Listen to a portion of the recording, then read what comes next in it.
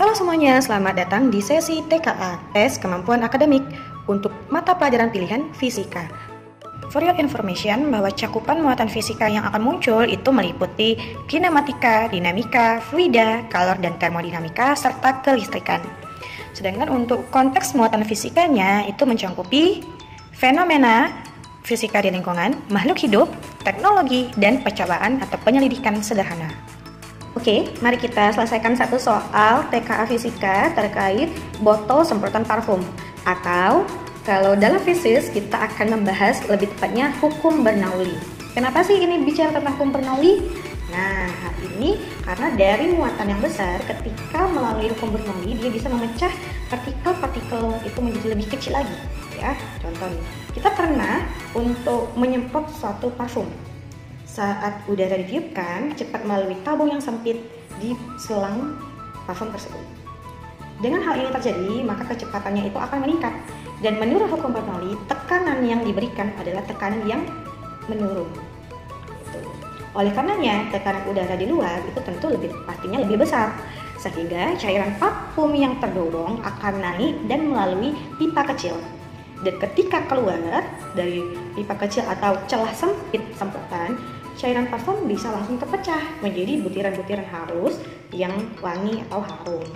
Itulah mengapa pada semprotan parfum terlihat sederhana, tetapi dia memuat konsep yang keren, yaitu hukum Bernoulli.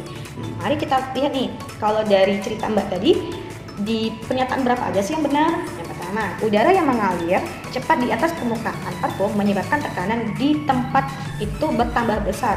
Oh, tentu salah sekali. Kenapa? Karena udara yang mengalir cepat justru membuat tekanannya berkurang, bukan bertambah. Oke. Kemudian tekanan di permukaan cairan parfum menjadi lebih tinggi daripada tekanan di atasnya. Salah. Kenapa? Karena tekanan di permukaan cairan parfum tentu lebih rendah dari tekanan udara di luar. Ketiga, cairan parfum terdorong naik ke atas karena faktor tekanan udara luar. Nah, ini benar. Kenapa? Cairan itu kan didorong nih.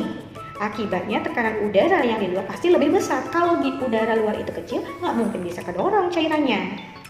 Pernyataan ketiga benar. Pernyataan keempat, volume cairan yang berada di dalam botol parfum mempengaruhi aliran parfum. Maksudnya benar. Kenapa? Hukuman volume cairan di dalam botol mempengaruhi kelancaran aliran parfum. Bayangkan kalau volume cairan dalam botol itu sedikit, kan tidak mungkin aliran itu dapat naik dan keluar berhambur menjadi muatan-muatan kecil. Berarti pernyataan 4 benar. Kelima, alat ini memanfaatkan hukum Pascal dalam proses penyemprotannya. Tentu salah.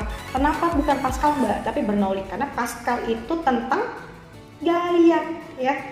Gaya pada piston. Oke, dongkrak ya lebih kenalnya. Pada semprotan atau parfum ini sendiri atau semprotan apapun itu terkait di hukum Bernoulli gitu.